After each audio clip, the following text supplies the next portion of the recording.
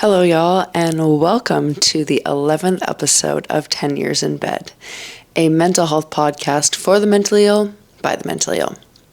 I am your host, Alison. Some of you guys might know me on Instagram as Tism Pump, and today we are going to be talking about something that has negatively impacted me and affected my life for as long as I can remember.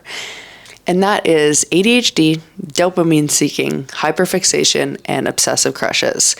And basically, this episode is about how to get over somebody that was never yours to begin with.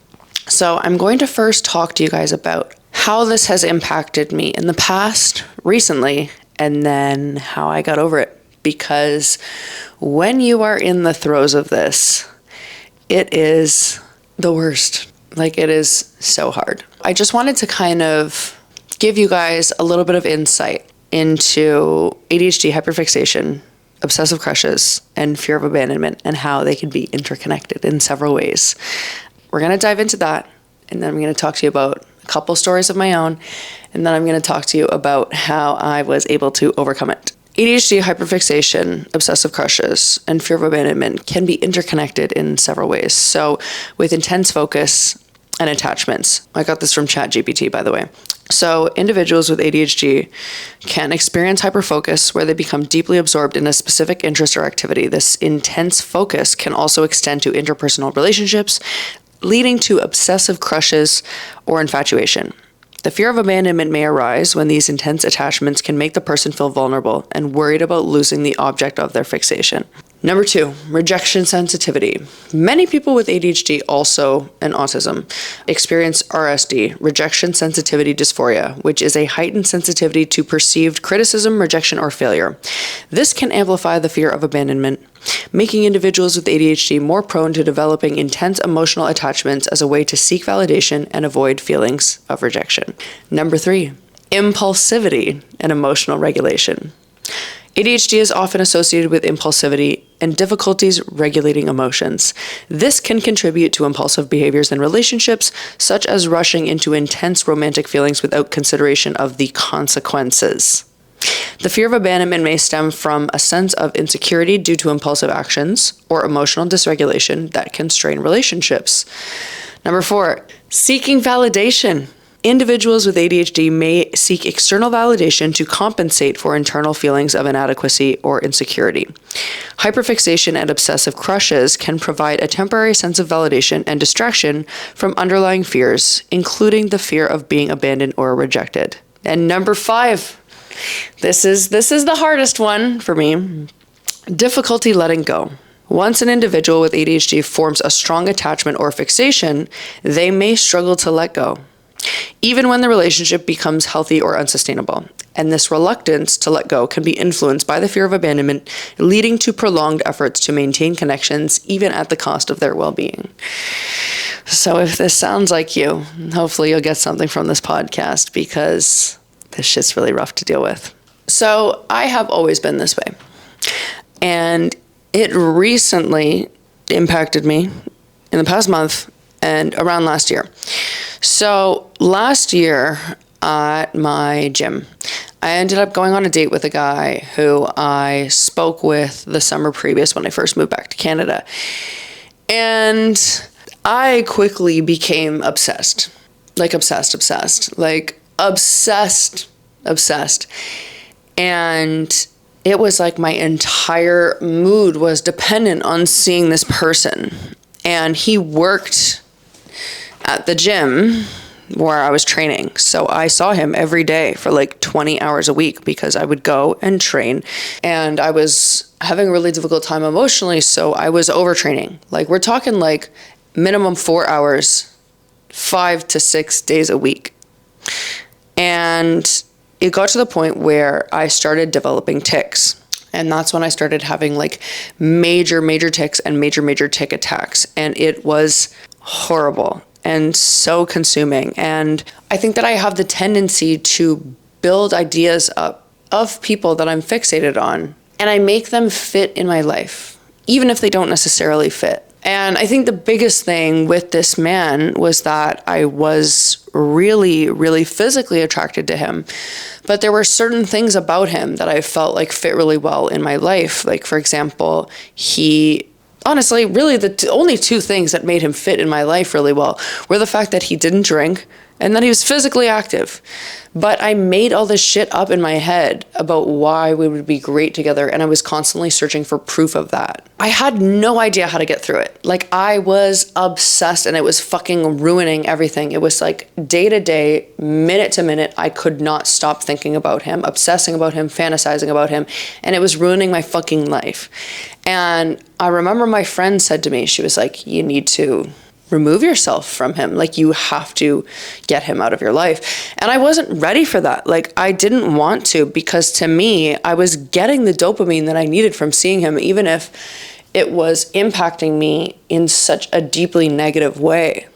At the time, it was so deeply impacting me that I was like doing research and trying to figure out ways to just get over it, because I couldn't. Like, it was months long, and the obsession was so deep, and it just was extremely difficult. And it all began because him and I talked briefly. I thought he was interested. We went on a date, and it turned out that he wasn't interested, and that was fine. And unfortunately, there were so many things about him that were such huge red flags. Like, he was not able to communicate effectively. I'm going to kind of stop it there because I don't want to go too in depth with that. Let's just leave it at he was not able to communicate effectively. And despite all these extensive red flags, it was like I was blinded to it. And all I could see was what I wanted to see. Now, when my friend had suggested to me that I had to switch gyms and that I had to completely cut him out of my life, there was so much resistance there, because I knew that I would have to leave the dopamine-seeking part of me behind, and I didn't want to do that because I was getting what I needed to a degree from it, but it was so negatively impacting me. The same thing happened to me recently. It was a little bit different, but the obsession level was the same, but it was for a shorter period of time. I recently developed a friendship with someone who had a partner, and it confused me throughout the friendship because he was the first man to just treat me with basic human decency and respect. And for me, that isn't something that I'm used to, so that confused me in the beginning. And even in the beginning, I said to him months and months ago when we first started kind of talking, I thought I was attracted to you. Like, I thought I liked you, but it turns out that it was just, you were just treating me with basic human decency and respect. Now, I don't know if you guys know what limerence is. I have the definition for you here. But it is the state of being infatuated or obsessed with another person, typically experienced involuntarily, and characterized by a strong desire for reciprocation of one's feelings, but not primarily in a sexual relationship. I became so strongly fixated on this person, and I made up all these like strong alternate realities, and it got to a point where I just couldn't function in day-to-day life. And it's this level of hyperfocus where I was ignoring red flags, like fully ignoring things that I should not have been ignoring.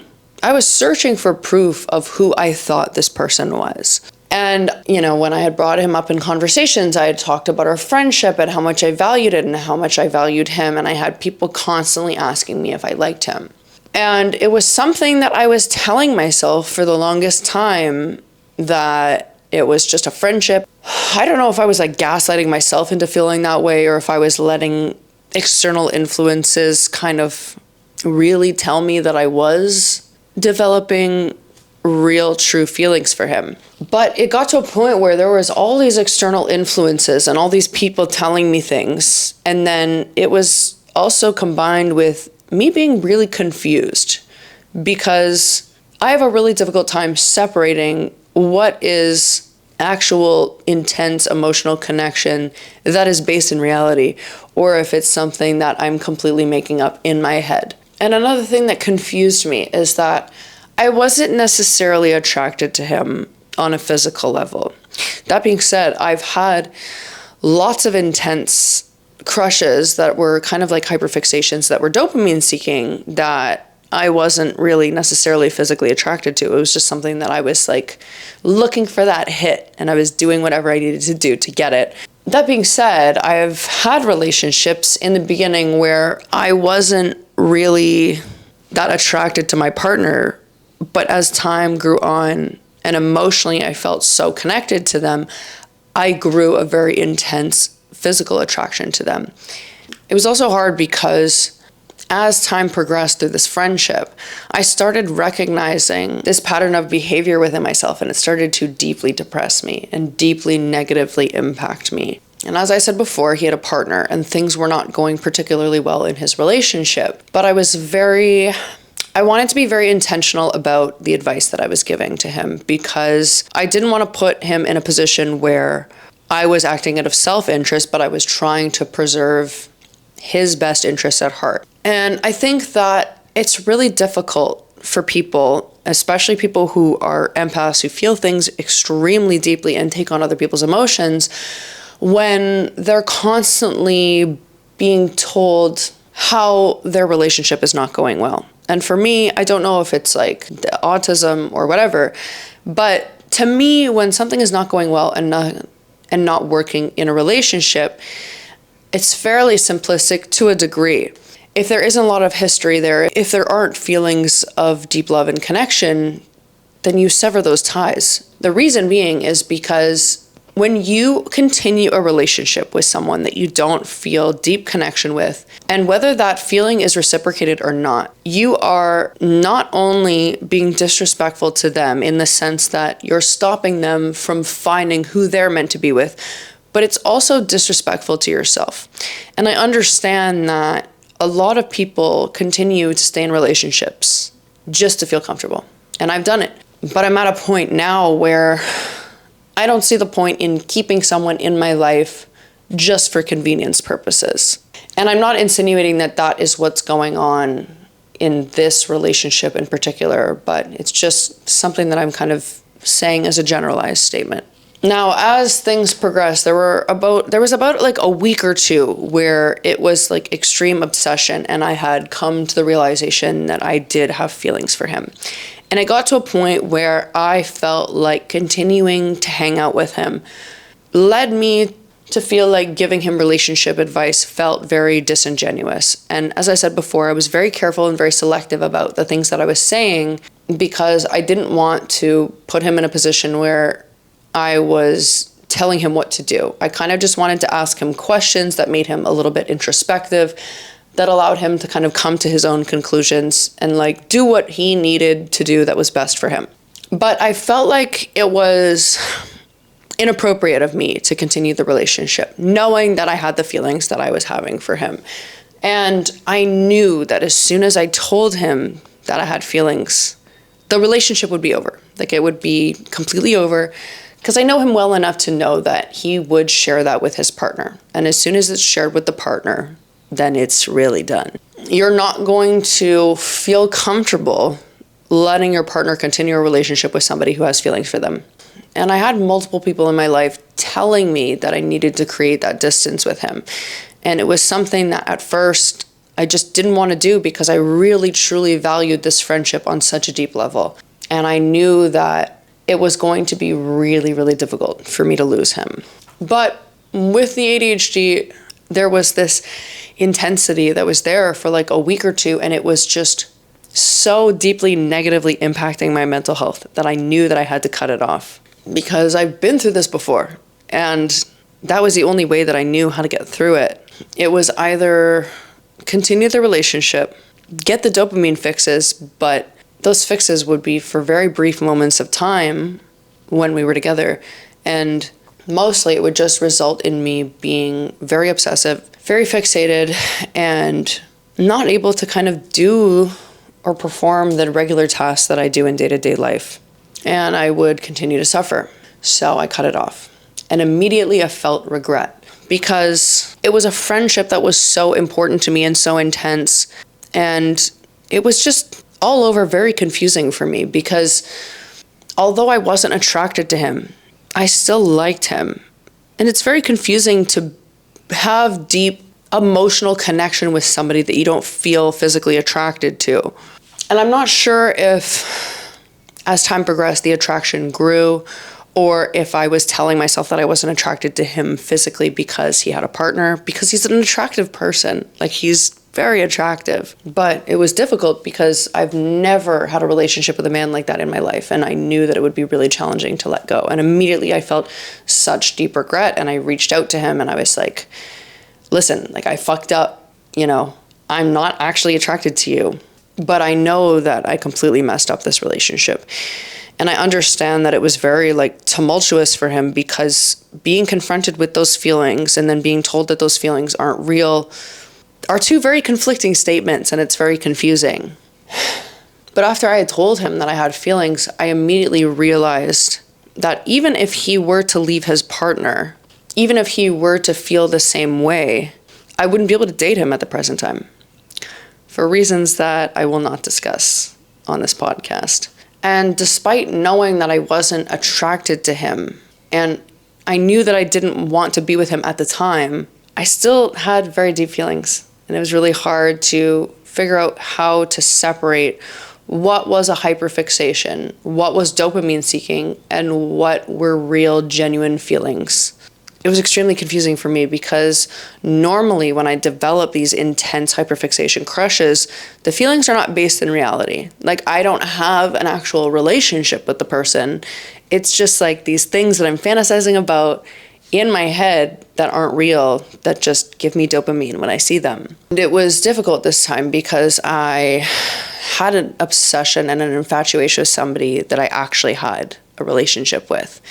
It's also challenging because I have to go, and I've been having to go through this very intense mourning process at the loss of somebody who was never really mine to begin with. And it makes it a lot more challenging because it was someone that I had really confusing feelings about. And I remember when I did confront him after I had sent those texts, his reaction was that he couldn't trust me and that I had lied to him. And he wasn't sure if I had lied the first time when I told him I liked him and I had feelings, or lied the second time when I told him I didn't like him and I had feelings. And that hit me particularly hard, mostly because I'm a very honest person. But let's be real, it would be very weird for me to lie and tell someone that I had feelings when I didn't actually have feelings. But both were true. I was not attracted to him and I didn't want to be with him. And I was seeking dopamine, but I do believe that I had feelings, genuine feelings, romantic feelings that were real towards him. And going through a mourning process of someone that was never yours to begin with is very challenging, because it leads you to feel a lot of shame. And it's constantly making me feel, why do I have the right to feel these feelings? I shouldn't be this upset over somebody who was never mine to begin with. But it's not important that I should or should not be feeling these feelings. These are feelings that I'm feeling, and it's important for me to actually feel them.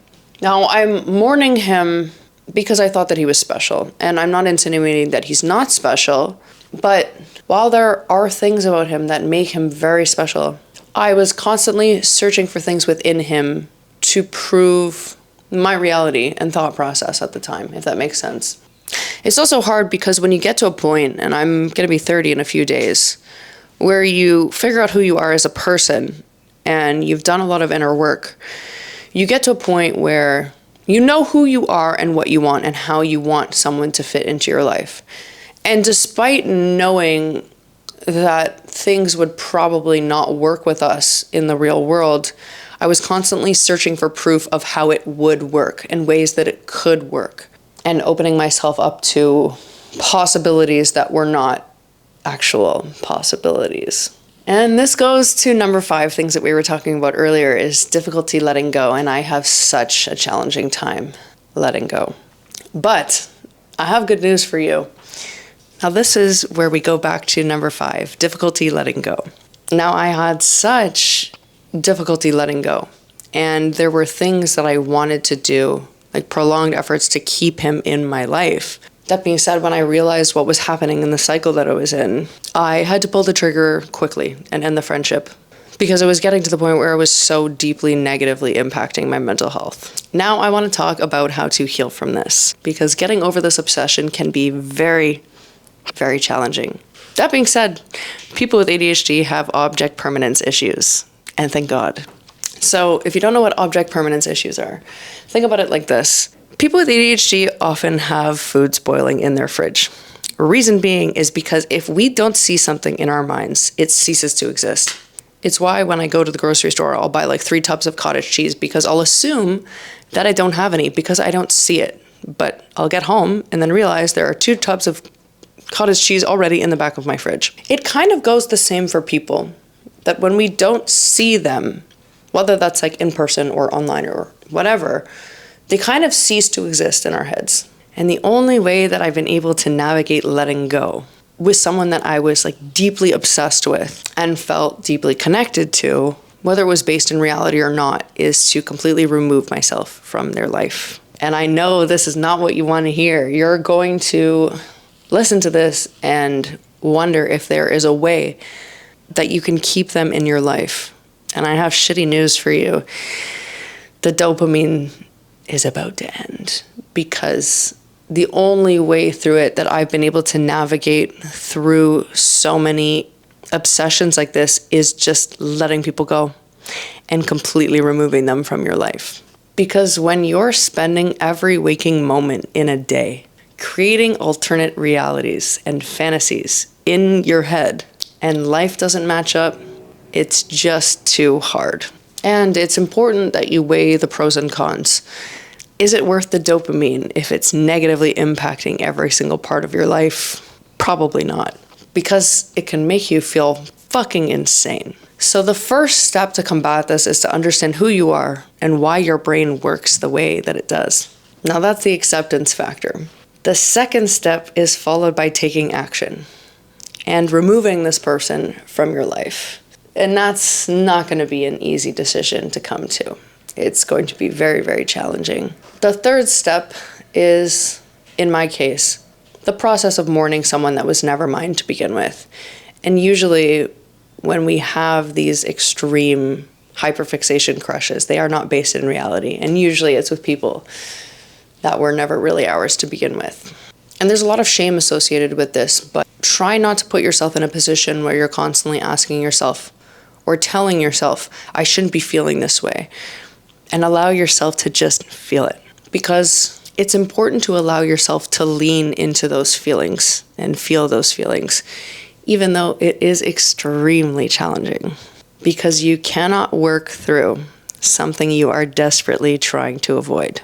And I think that's it. I think that's the end of the podcast. If you are listening on Apple Podcasts or Spotify, if you could just take 20 seconds, give me a 5-star rating. It helps get the podcast out to other people. If you are watching on YouTube, if you could smash that like button, the subscribe button, leave a comment.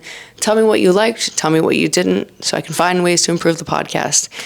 And that is it. Thank you guys so much for listening. And yeah, I hope everybody has a lovely day. Bye.